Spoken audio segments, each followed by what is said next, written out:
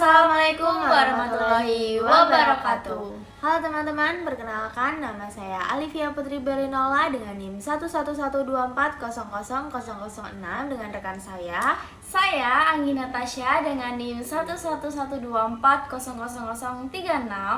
Kami dari Prodi Ilmu Administrasi Negara, Fakultas Ilmu Sosial dan Ilmu Politik Universitas 17 Agustus 1945 Surabaya.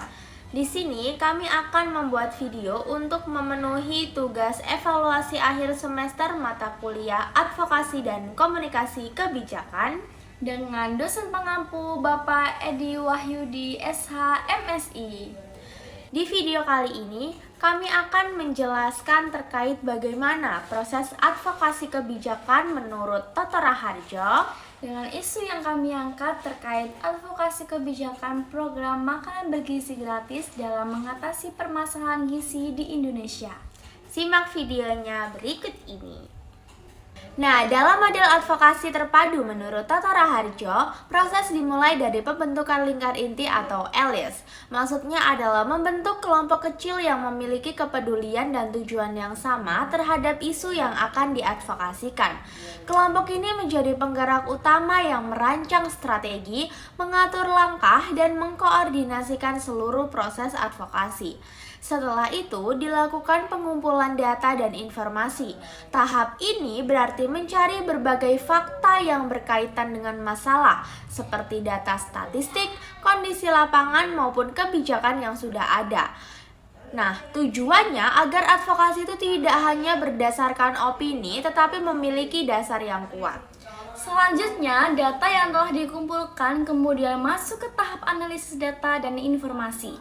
Pada tahap ini, data tidak hanya dikumpulkan, tetapi diolah dan dipahami untuk menemukan akar masalah, siapa yang terdampak, serta bagaimana hubungan antar faktor yang menyebabkan masalah tersebut terjadi. Dari hasil analisis tersebut, kemudian dilakukan pemilihan isu strategis. Artinya, dari berbagai masalah yang ada, dipilih satu isu yang paling penting, paling mendesak, dan memiliki peluang untuk diperjuangkan. Ini penting agar advokasi tidak melebar kemana-mana dan tetap fokus. Setelah isu ditentukan, langkah berikutnya adalah mengemas isu semenarik mungkin. Maksudnya, isu yang sebenarnya kompleks itu disederhanakan menjadi pesan yang mudah dipahami oleh masyarakat dan pembuat kebijakan, sehingga lebih mudah menarik perhatian dan juga dukungan. Selanjutnya, dilakukan penggalangan sekutu atau alliance building. Pada tahap ini, advokator mengajak berbagai pihak lain seperti organisasi masyarakat, akademisi, media, dan komunitas untuk ikut mendukung isu tersebut. Semakin banyak sekutu, maka semakin kuat posisi advokasi. Setelah kekuatan cukup terbentuk, masuk ke strategi utama, yaitu mengajukan konsep tanding. Ini berarti menawarkan solusi atau alternatif kebijakan yang lebih baik, misalnya dalam bentuk rancangan kebijakan baru atau perbaikan dari kebijakan yang sudah ada. Selain itu, dilakukan juga pembelaan terhadap isu. Di sini maksudnya adalah memperkuat posisi advokasi melalui jalur hukum atau argumentasi kebijakan. Misalnya dengan judicial review atau upaya hukum lainnya jika kebijakan yang ada dianggap merugikan. Kemudian, advokasi diarahkan untuk mempengaruhi pembuat dan pelaksana kebijakan.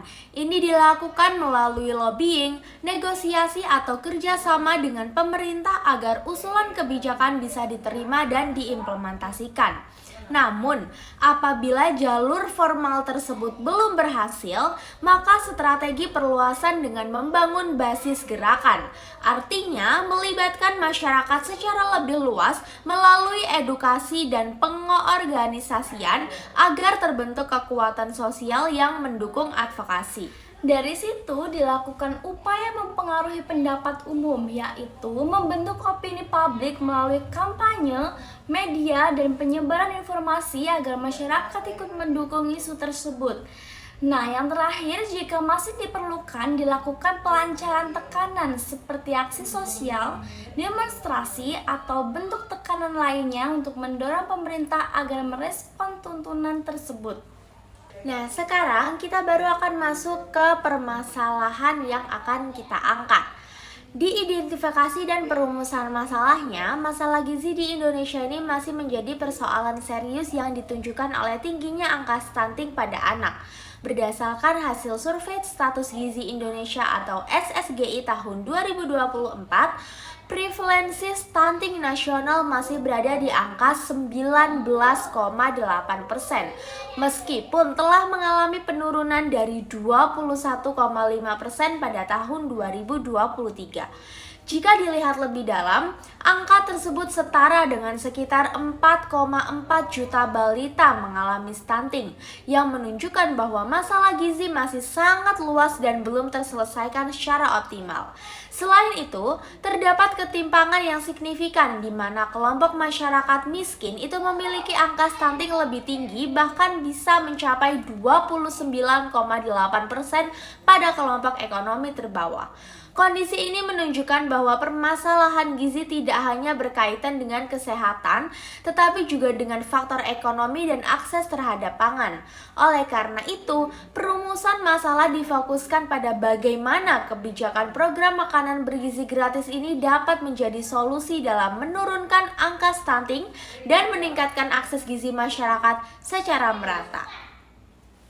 Selanjutnya, untuk stakeholder dalam konteks kebijakan ini ada pemerintah memiliki kepentingan besar dalam menurunkan angka stunting hingga target nasional sebesar 14,2% pada tahun 2029.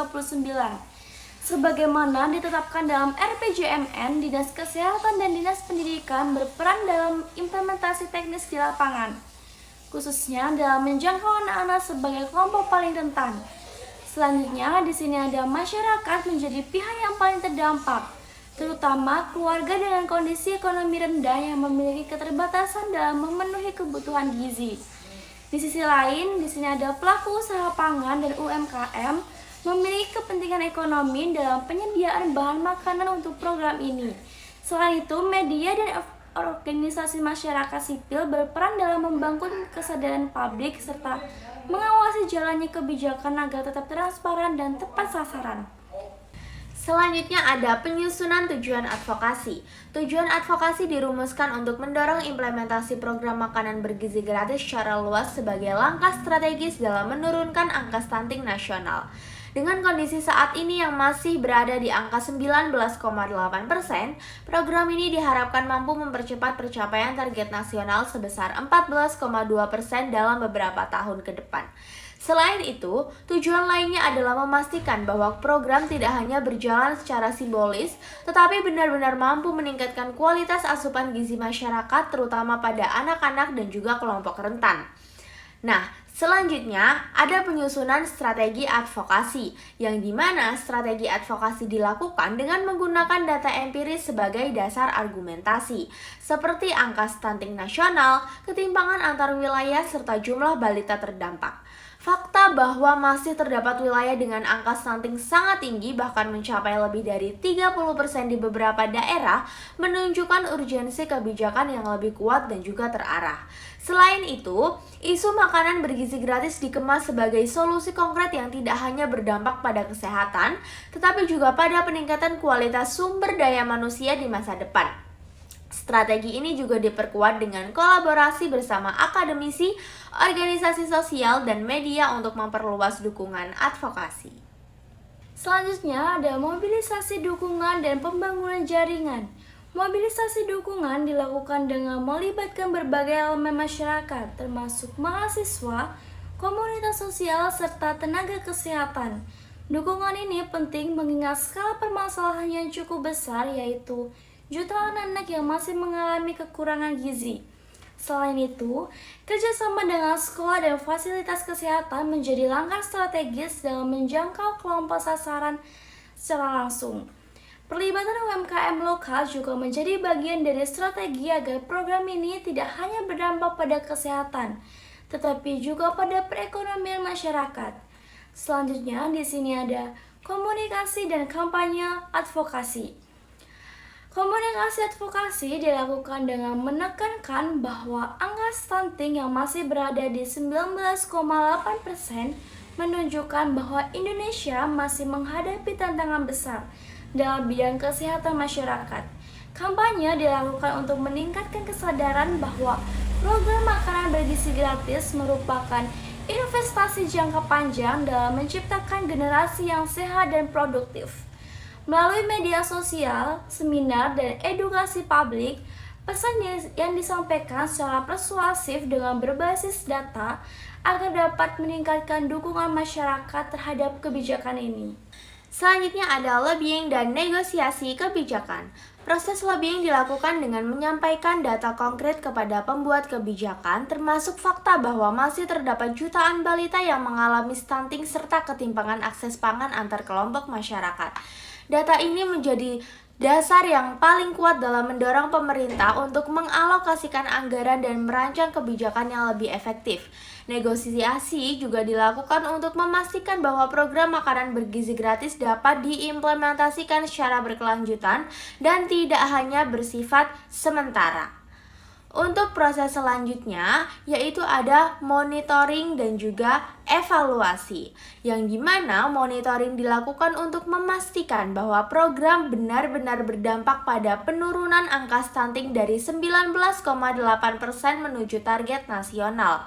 Evaluasi dilakukan secara berkala untuk melihat efektivitas program dalam meningkatkan status gizi masyarakat. Selain itu, evaluasi juga penting untuk mengidentifikasi kendala dalam pelaksanaan seperti distribusi yang belum merata atau kualitas makanan yang belum sesuai standar. Yang terakhir di sini ada refleksi terhadap keberhasilan dan tantangan advokasi. Program makanan bergizi gratis memiliki potensi besar dalam menurunkan angka stunting yang saat ini masih mencapai jutaan kasus. Namun, tantangan seperti keterbatasan anggaran, ketimpangan distribusi, serta pengawasan pelaksanaan masih menjadi hambatan utama. Oleh karena itu, keberhasilan advokasi tidak hanya diukur dari diterapkannya kebijakan, tetapi juga dari sejauh mana kebijakan tersebut mampu memberikan dampak nyata terhadap penurunan angka stunting dari peningkatan kualitas hidup masyarakat. Nah, selanjutnya adalah hasil advokasi.